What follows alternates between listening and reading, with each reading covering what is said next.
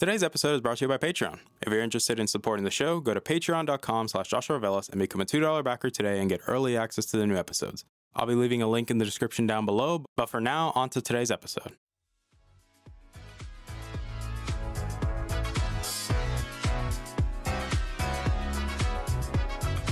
You're listening to the Augmented Experience podcast. I'm your host, as usual, Joshua Velas. I'm a student, musician, and a gamer at heart.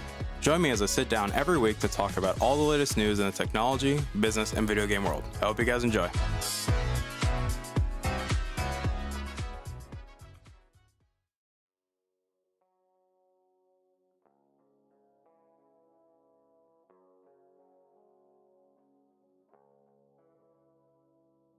All right, everybody, welcome back to the show. My name is Joshua Velas. I'm your host as usual, and obviously welcome back to the show.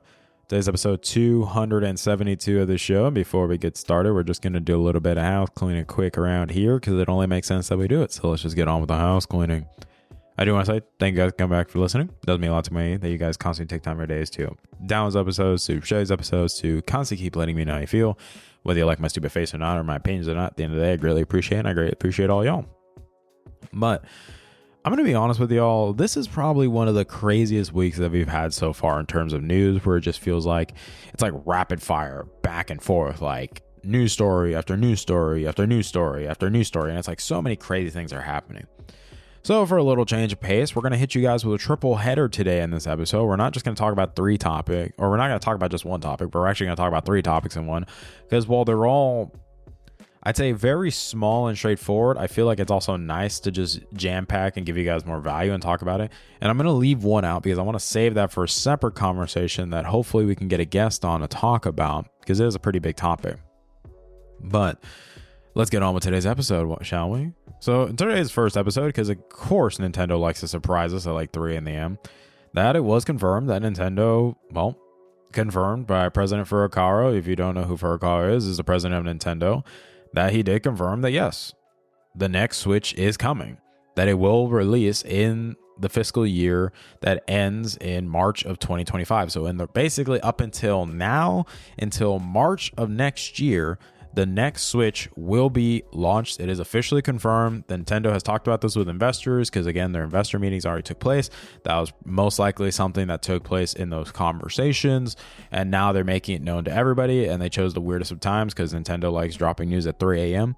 That yes, that the next Switch is real, that it will happen, and that it will launch within this time frame, starting from the day that announcement was made till March of 2025. So in this whole time frame is going to launch. So most likely, if we're going to be honest with y'all, what I see happening is a similar situation to what happened when the original Switch launched almost, in 2017? So it's like all those years ago. Sounds weird to say that.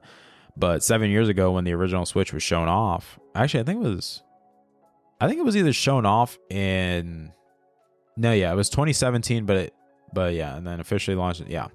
So what happened in that situation was it was shown off in October. It was fully shown off around that December-January mark, and then from there it was launched in March. So most likely what is probably going to happen is a similar situation where we won't see it until that direct that happens later in the year. Then we'll see it at the Game Awards or something along those lines, or in January, and then from there we'll see the official launch date happening in March, unless they decide to surprise us, because obviously people talk about there's a Nintendo Direct happening in June, but there's already been confirmation by people in the industry that yes, the next Switch will not be at this showcase. They will not show it. They will not mention. They might mention it again, like a public announcement in a Direct that, hey, this is happening. This is the plan. But they're not going to show it unless they just throw us a curveball and then, hey, by the way, this thing's coming out by the end of the year, surprise. But most likely not. This does fall in line with the rumors and the speculation surrounding that the Switch was pushed back into 2025. So this does make sense that, okay, this is going to take place no later than March of 2025. So it makes sense that this is what the plan is, but it doesn't surprise me that they're going to try to keep the same cadence because, again, Nintendo has shown that the Switch platform, the Switch brand in general, is very powerful and the longevity is insane. So it doesn't surprise me that, yeah, they're going to want to stretch it out and hopefully make this thing last another 8 to 9 years, because that's pretty much the game plan Nintendo had, was make this hardware platform last so long, if that makes sense. But outside of that, we also got some more crazy news that happened because Nintendo isn't the only one surprising people with hardware. It's also going to be Apple surprising people with their iPad event that took place, well, yesterday. And not going to lie, a very straightforward event in terms of what we were expecting, which was a refresh of the iPad Airs, now using the M2 chip. You know, the only thing that was kind of surprising was the fact that now there is a bigger iPad Air. So you go from the 11-inch and now you have a 13-inch iPad Air. So now you have both. And I feel like for me, it's kind of weird. It makes no sense. I don't know why anybody would want a larger Air, but at the same time, the Air is that more not pro feature. The only thing that I would say that I don't like about it is the fact that you can also get a refurbished iPad Pro, the last generation. You can get that from Apple for cheaper, if not the same price. And I would highly recommend getting that over the new Airs because you're getting more performance, you're getting more RAM, you're getting a better display, you're getting, the 120 Hz ProMotion, you're getting the mini LED if you get the 12.9 inch in comparison. Like, you're overall getting a much better experience overall than getting the base iPad Air 11-inch or even the 13-inch. I just feel like you're better off getting a refurb of the Pro from last generation because it has literally the same chip and you can get it for the same price, if not cheaper, and get more out of it. And I think you're just going to have an overall better experience. So that was kind of the more straightforward thing. But I guess the surprising part that came out of this was the refresh of the iPad Pros and what was shown off, and then some of the new changes that are coming and the new mindset Apple is having with the Pro line. The first surprise being the thickness, that yes, the thickness of these devices have been reduced drastically, where we're going from the 11-inch being about 5.4, I don't know if it's millimeters or centimeters, whichever metric system they're wanting to use or whichever system they're trying to use. Not gonna lie, because we're in America, we're weird, right? But the fact that the 12.9-inch is now going to be 5.5 millimeters thick is very crazy because it's an incredibly thin device. But when you look at the battery capacities, it also is interesting that the Pro, the 11-inch Pro specifically, got a battery increase while the 12.9-inch got a decrease. But this was all supplemented by the fact that they announced that, yes, they will be using the M4 chip. The first time the M4 chip has been even mentioned and shown off is going to be in these new iPad Pros. And yes, this is going to be probably a lower silicon bin version of the ones that will be in the Mac shown off at WWDC later on, or even at the Mac event later in the year, whatever it may be, that we're getting the M4 chip early, and we're going to get to see these improvements made on the 3-nanometer node that was used on the M3 chips, but now refined to be more efficient and less power hungry and things like that, which would make sense why Apple is boasting the same battery life on the 12.9-inch iPad Pro from like the previous generation with a smaller battery due to these efficiency gains. But there also are some benefits as well when it comes to the M4 and the new things that are made available because of it, allegedly by Apple, that it is now powering the new tandem OLED. So now it is confirmed that they're moving away from the mini LED displays that were used in the 12.9 inches previously, that now we are getting full on OLED, but not just for the 12.9, but now the 11-inch. So that was a big issue that people had with the original iPad Pros, like the ones from last generation, the year prior, when they started doing mini LED, was that the 11-inch would still keep the ProMotion LCD while the Pro would get the mini LED. And so the fact that now both are matching in displays, and now you're essentially, I guess, having parity, but now you're only paying for the bigger size, essentially. But you have full access to both things, whether it be specs, the same amount of RAM, same amount of storage, and now this new etch glass, like the ProMotion displays and things like that, like the Pro XDR, my bad. Same way how like the Steam Deck OLED has the, if you buy the 512 gigabyte model, you get like the normal OLED display. And then if you buy the 1 terabyte, you get the etch glass, which helps with reflections and things like that.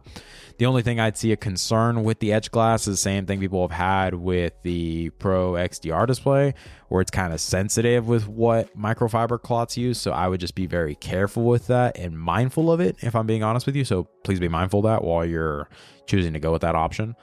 But in terms of the M4 and the performance that it enables, the new OLED displays, it enables some of these new features like the new Apple Pencil that also got announced with it, an Apple Pencil Pro, where essentially it's very similar to the new one. It just has these new, features like new haptic feedback, Find My capabilities built in. So basically it has an AirTag built in so you can track it a lot better. So in case you lose it, you're like, oh shit, where is it? I'm like, oh, there it is.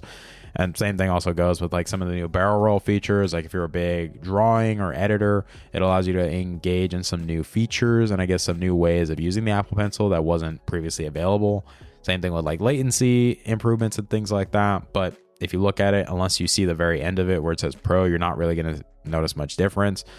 But the same thing also goes with the new iPads. They also redesigned them slightly by moving the webcam and putting it on the side bezel. So if you're using it in landscape mode, then yes, you now have a webcam that is properly like facing directly at you and it's not at the corner of the dang tablet, so now it's properly at the very top. So they put the camera on the side, which I think that's good because again, if you're using it for web calls, it's more comfortable that way, so it doesn't feel awkward when it's like at an angle at like looking at you, so it's kind of weird, but now it's like properly dead on.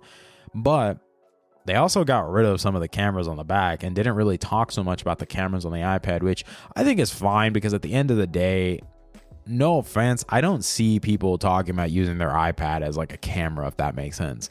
Like, you're not using it for a camera, homie. You're using it for like the portability and the performance. And the performance is definitely crazy, if we're being honest with you, based on what we're seeing and hearing at the same time, like the availability and the access to like 8 to 16 gigabytes of RAM, up to 2 terabytes of storage, this new M4 chip that's more powerful for video editing. The fact that we now have Final Cut Pro and we're actually getting an update to Final Cut and Logic for the iPads. We're getting a new manual, I guess, video camera as well that's going to help come out to both iPhones and iPads coming shortly. So that's probably going to be shown off at WWDC when they'll fully announce it.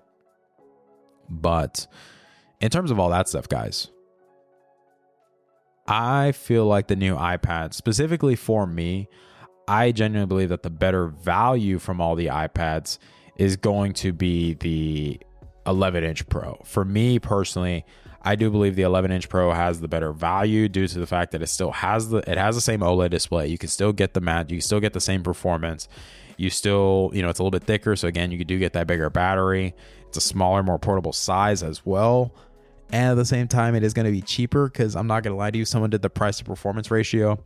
If you were to get an M3 14-inch MacBook Pro and say 18 gigabytes of RAM, 1 terabyte of storage, maxed out version of the M3 Pro, it would come out to be cheaper than the iPad maxed out at 16 gigabytes of RAM, 2 terabytes of storage, Magic Keyboard, pencil, all that jazz, Edge display. It comes out being cheaper. And I do believe that some people are like, oh, well, like there's no point. It's the iPad Edge, iPad better value. And I'm like, well, I don't know, guys. And yes, that's the benefit of a marketplace is people have options. They like choices of what they're able to do.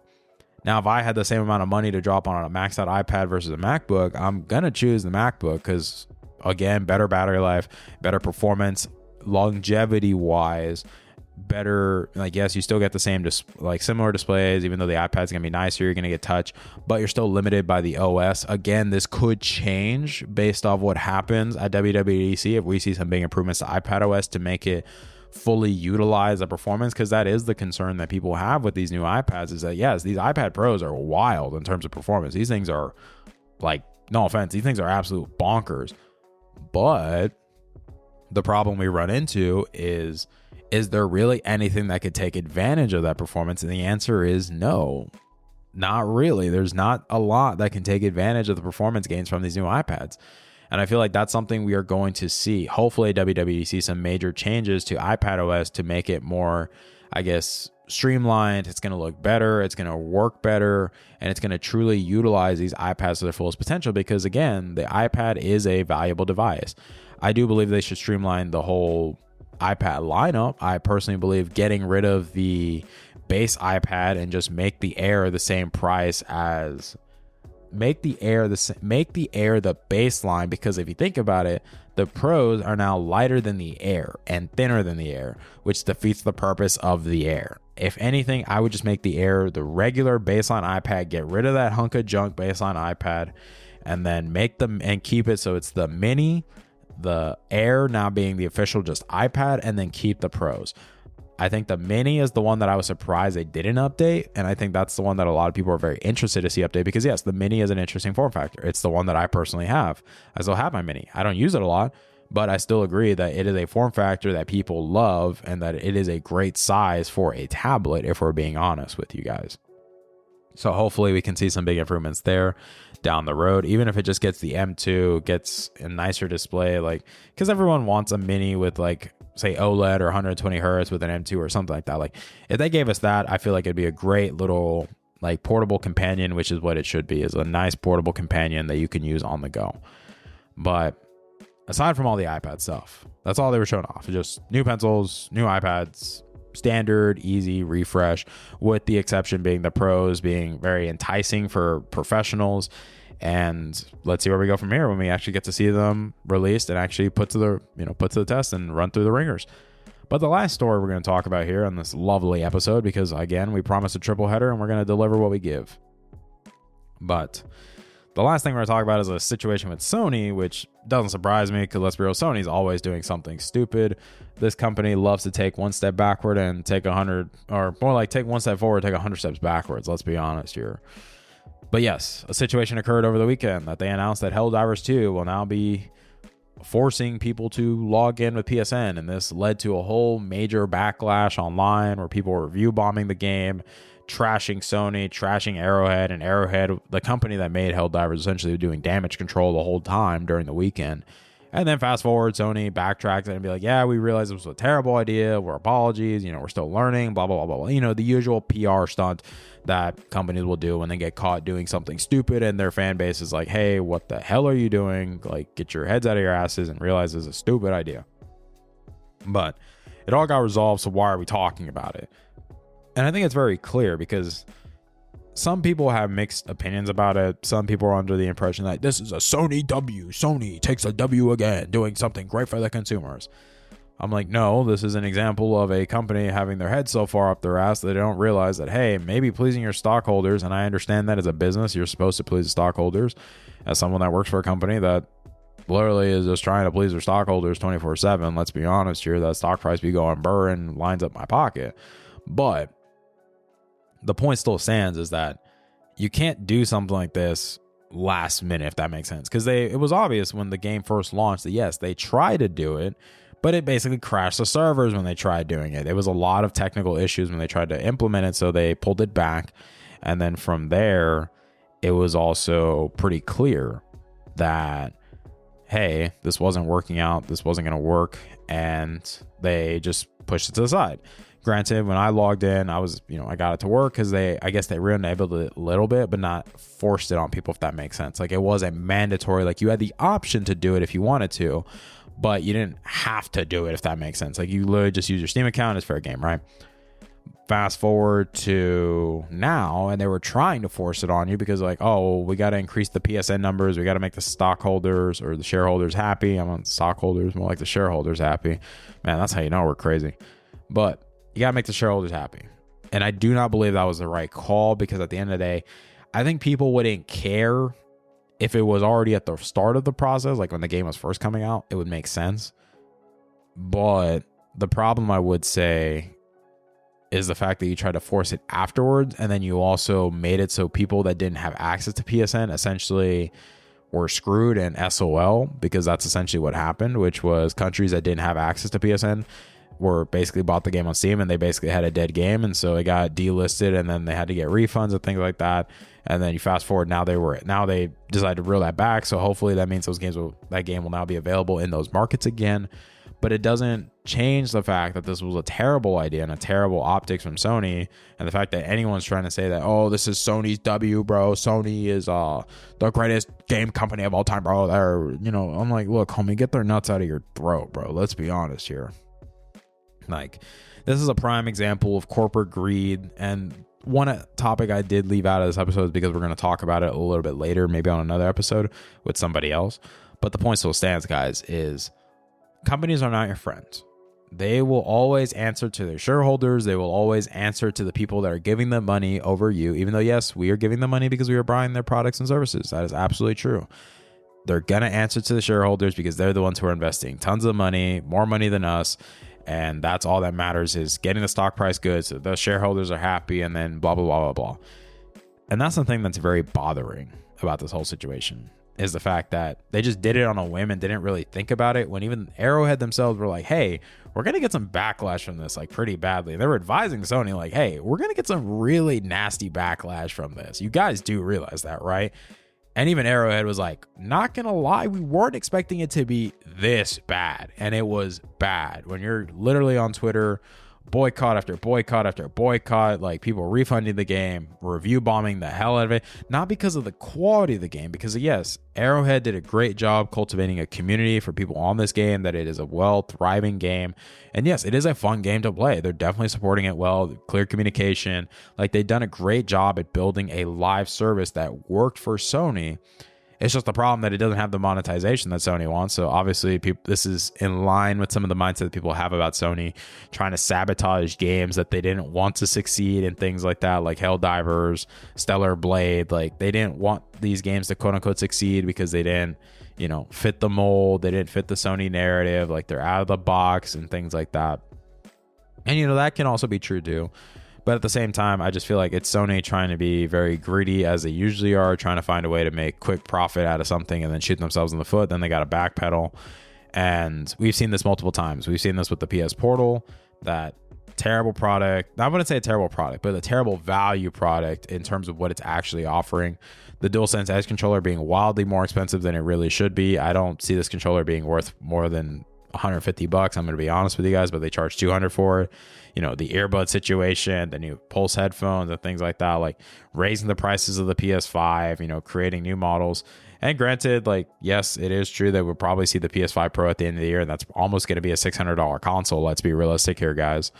But we'll see how that turns out. But this is just another example of Sony taking one step forward, 100 steps backwards. Because a healthy version of this conversation would be like what they did with Ghost of Tsushima on PC, where they said, hey, the Legends mode, the multiplayer mode, you will have to sign the PSN. They already tell you that up front before you even buy it, but it has a full-fledged single-player mode that you don't have to log in at all, which I think is great. And then it gives you the option, hey, if you have PSN, you can log in and play the multiplayer. If not, then that's all fine and dandy. I still think it's kind of shitty, because at the same time, what about those people that want to play the Legends mode, but they don't want to log into PSN? It's the same example. That's something that's going to happen. But I think this ultimately is paving the way for Sony, I guess, testing the waters to see what can they get away with the PC market, but also how are they going to be able to break in and like fully just have a PC launcher so they can start cutting out Steam and just release games all on their launcher, their platform. So it's all in-house. And because again, that's the name of the game for everybody, is like you want to just do everything in-house because people like convenience. Now, PC gaming, that's different. The convenience is Steam. Having it all in one place, you own it forever. They've shown that they are trustworthy when it comes to maintaining your digital libraries and things like that. Unless there's some instances where there's some shady shit going on, then that's different. But yes, Steam has shown that they are consistent, that they are, I'd say, consistent with protecting your rights to your digital items, your digital games. And the same thing goes, yes, they're also a privately owned company. Like the company will not go not go public, if that makes sense. As long as Gabe Newell and whoever puts in charge of the company will going to keep it private, yeah, it's going to stay that way. Because that's the benefit of Steam. It's privately owned. They don't have to answer to shareholders. Like the Lord Gaben could do whatever he wants for all I care. But that's not the point. So at the end of the day, I hope you guys enjoyed today's episode. It was a little bit different because we basically talked about 3 different topics all at once. And I did leave one out, but we will talk about that shortly. But I do want to thank you guys for coming back and listening to today's episode. I know it is coming out a little bit later than you guys are expecting, but thank you guys for being patient with me. I really hope you guys enjoyed today's episode. And at the same time, I hope you guys have yourselves a wonderful week and weekend. I know that this is grad weekend, so congratulations to anyone that's graduating. Much love your way. I hope you get to enjoy the new freedom that you're going to get to experience. And the same thing, whatever you decide to do afterwards, whether you decide to just dedicate yourself to go travel, whether you want to go into the workforce right away, whether you say you want to go join the military, you want to go trade, whatever you plan on doing, go enjoy your life. Congratulations on graduating, because again, it is a big accomplishment. It's a big, not just a celebration for you, but also those around you have supported you to get to where you are. So, hey, congratulations. Much love to all the graduates, and I hope you guys enjoy, celebrate. Don't do anything super dumb. Like, don't party too hard, but have a little bit of fun. Enjoy what has been given, this beautiful gift. And like I said, for everyone else, thank you guys for coming back and listening. I hope to see you guys next week, and love you guys to death. Again, don't do anything dumb, guys. Please be safe out there. Please continue to be kind and respectful to those around you. And like I said, I will see you guys next week. Bye, guys. Hey there, thank you for listening to today's episode. I really appreciate it. Thank you guys so much for taking time out of your day and listening to today's episode. If you're interested in supporting the show, whether it be financially, clicking the follow button, or just sharing the episode, it all works for me, guys. Thank you guys so much for your time, and I love you guys to death.